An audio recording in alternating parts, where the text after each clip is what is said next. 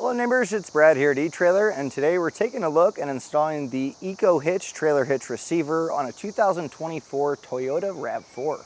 The great part is it's a hidden cross tube, meaning the only thing that you're really going to see once it's installed is going to be the 2" by 2" receiver tube opening and the safety chain loops, whereas the structural part of the hitch is hidden behind the fascia. So a nice clean look with all the usability of your hitch.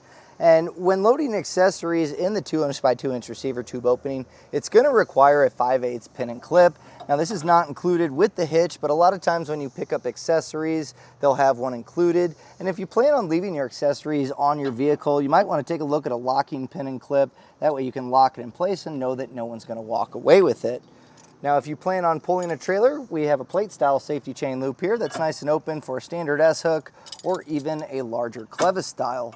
But if you're planning on pulling that trailer or even just loading up accessories, you're going to want to adhere to the weight capacities on this. This is one of the heavier duty hitches available for the RAV4, and the gross trailer weight rating comes in at 5,000 pounds. You also have a tongue weight rating, which is going to be the downward pressure on the inside of the receiver tube opening, which is 750, which is also higher than a lot of the offerings.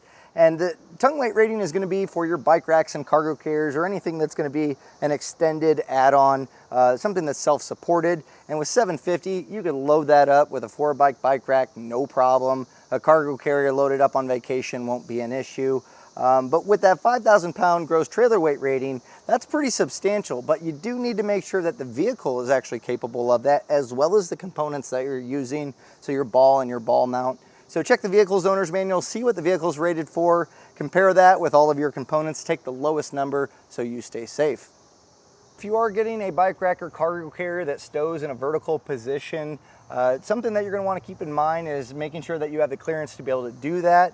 And so measuring from the center of our hitch pin hole to the furthest point of our fascia, it's coming in right at about 4 inches. I really don't worry too much that it'll make contact with the fascia, but if you have that stowed up, just know you're not going to be able to open your hatch unless you fold that down. So just keep that in mind. Don't try to open it up because that can cause damage, obviously. Now, when choosing a ball mount, you're going to want to know the riser drop necessary for your trailer. So from the top of the receiver tube opening to the ground, this one's coming in at 13.5 inches, which is a higher ground clearance. That's partially the reason that this does require a little bit of trimming compared to some of the other hitches, but that's going to be nice because you get a little bit more ground clearance and you can take that measurement, measure the coupler of your trailer, and then determine that difference necessary, and then you can pick up a riser drop ball mount to get that nice and level. Something else that's unique, we don't have it installed right now because it didn't really fit what we were doing with this vehicle, but it does come with a bracket that bolts up to the hitch for a 7-pole. So that way if you're doing a brake controller or anything on here, or a trailer that has 7-pole wiring, it's really nice that you already have a bracket. You don't have to pick up a separate one. So nice little added benefit from the EcoHitch. Now we get a lot of questions of whether or not a hitch causes issue with the kick sensor or the hands-free lift gate. And I'm here to tell you it does work. This is not my vehicle, so I may not be as smooth as opening, but you can see I have the key fob here, and as I put my foot under here, I should be able to get it to open up. It beeped at me, so it knows that I'm there, but I was able to get this to open. So it does work. You may have to get a little bit creative with it because that hitch is kind of probably where you initially did it. So you do it a little off to the side, but it still does work. So that's really neat. You get all the usability and you don't lose any features of your vehicle. And overall, I'm really happy with the results and how it looks. So for those of you that want to get this installed on your RAV4, follow along and I'll walk you through all those steps. Now to get our hitch installed, this one's actually pretty easy to do. It's going to require a few steps. Let's walk through and make sure that we get this all installed. So the first thing that we're going to do, our hitch is going to slide up eventually into the outer sides of the frame rail where it's going to bolt up. And the exhaust does kind of pose a little bit of an issue as far as getting that up there. We are going to want to lower down our exhaust, and this one's really easy to do. Before we lower down our muffler, we do want to make sure that it's supported. That way it's not hanging down and causing any stress on the exhaust. If you're doing this in your driveway or garage, you can simply use a block of wood or even the cardboard box that the hitch came in, just something to kind of prop to where when this drops down, it's not just free hanging. Since we're on a lift, we're going to be using a cam buckle strap to just create a cradle. And there's going to be 3 isolators that we're going to be tackling. The first one that we find is going to be after the muffler as it kind of goes to the cross member here. And the best way to get these off a lot of times is to put a little bit of soapy water on the rubber isolator. Sometimes they just kind of get a little bit stuck. So if you move it around to help loosen it up, from here you can grab a pry bar or a long flathead screwdriver and just use the exhaust bracket that's welded on with the hanger to pry against this and use it as leverage. And if you need to, sometimes what you can do is put it in between and then just pull back like that, and it should come off fairly easy. These are really flexible, so you don't have to worry too much about causing damage. So with this one removed, we'll head up towards the exhaust tips, and we'll find that we have one on each side as well. So we'll go ahead, we'll get that sprayed down. And this one is definitely easy to use the leverage from the muffler here to just kind of wedge in this area and then pry to get these separated.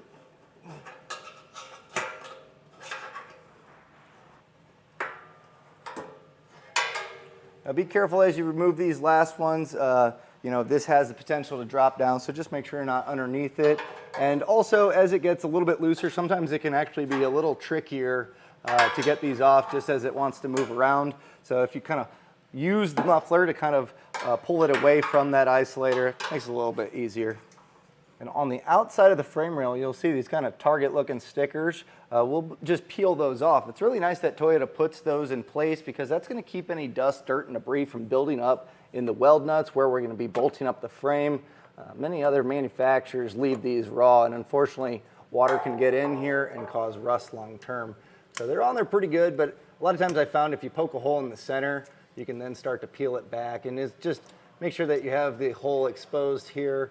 And there's going to be a total of 4 of these, so 2 on each side of the frame. The driver's side is quite a bit more open than the passenger side, but it's going to be a similar concept here. And if these are missing on your vehicle, you might want to take a tube brush and some penetrating oil and just run the hardware through here to make sure that it's nice and clean. Sometimes having some debris in there can cause issues when threading it in. If it gets real serious, you'll have to run a tap through there, but being that those stickers were on there, if yours are on there, generally that's a good sign. In the instruction manual, they have you trimming out a section to make clearance for the hitch, and it's not a whole lot, and it's going to be hidden once the hitch is in place, but something that I think that we can get away with. I mocked it up, and it's going to push a little pressure on the bottom here, not so much as to cause damage, but instead of trimming it out, the thing that I worry about is this panel right here is for your kick sensor. So that's where the wire's located. So when you hit this, that's when it opens up your tailgate. And I think that it's still going to put pressure on that. So really, I think overall, you could probably get away with this without having to trim. It's completely up to you. If this bothers you that the plastic is slightly flexed, then you can trim that out. But we're going to try to put it up without trimming it and see how it looks. To get the hitch up in place, I recommend having the hardware set up first. So you'll have 4 bolts, put the split washer on, and then the flat washer, and have 2 per side. And you're going to want an extra set of hands. The EcoHitch is really heavy, and it's just kind of awkward trying to get this all up in place. And we're going to try to get 1 finger tight or finger started on each side so it supports the hitch, and then we can get the other ones in, and it'll make it a little bit easier. So I got Ian here helping me. We're going to raise this up, and these outer wings here on the hitch are going to go to the outside portion of the frame rail where we remove those stickers. And as we raise this up, we'll just get these aligned and start threading in our bolts. You can see it is flexing. It's not too much stress on it, so it's really up to you. Now, if you are planning on cutting that out, or you decide that, yeah, you do want to make that modification, I just pulled the front bolts or the rearward bolts out and just kind of let this swivel down. That's going to give us enough space. I like the multi-tool for a clean cut, but the main thing is just mark those lines where you're going to be cutting and cut this out, and then we'll get the burrs taken down.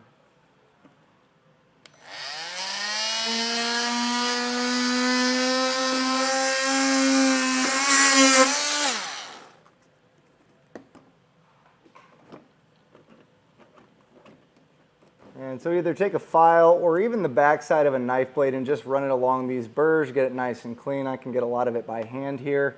But as we raise this back up, you'll see that it is going to sit a little bit better. In fact, I might just trim out just a little bit more to make clearance for our hitch. And with ours trimmed out, I am a little bit happier with the way that this sits, and I have all the hardware hand started. So at this point, I'll go ahead and snug it all down with a 19mm ratcheting wrench. And that's going to be ideal for this side just because of the clearance. On the other side, you can use a socket and a ratchet. So we'll get these snugged down, and then we're going to be coming back with our torque wrench. Now we're going to go ahead and torque down the hardware, and with our torque wrench, it's going to be easy with the socket to tighten down the driver's side, but on the passenger side, since it's pretty small in there, a crow's foot attachment is going to be ideal here. So this just snaps onto our torque wrench, and you may need to rotate it a few times to be able to get this to tighten it down. Something I'd recommend if you're picking this up especially, I would get a closed end or a boxed end or even a 3/4 end. An open end like this does want to kind of open up the jaws and slip a little bit, so just be careful when torquing it down. But this is going to ensure, especially with weld nuts, that it's going to be tight enough for the lifespan of the hitch, but also not too tight, putting stress on any of the hardware. So now we'll go through and get these all torqued down.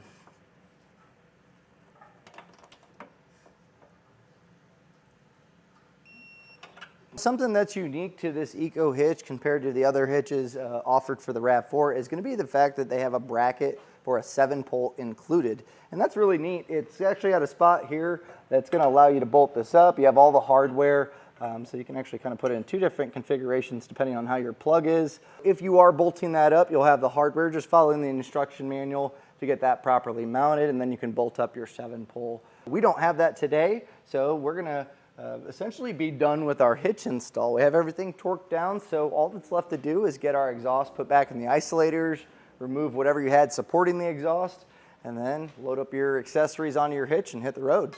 And that was a look and installation of the EcoHitch Trailer Hitch receiver on a 2024 Toyota RAV4.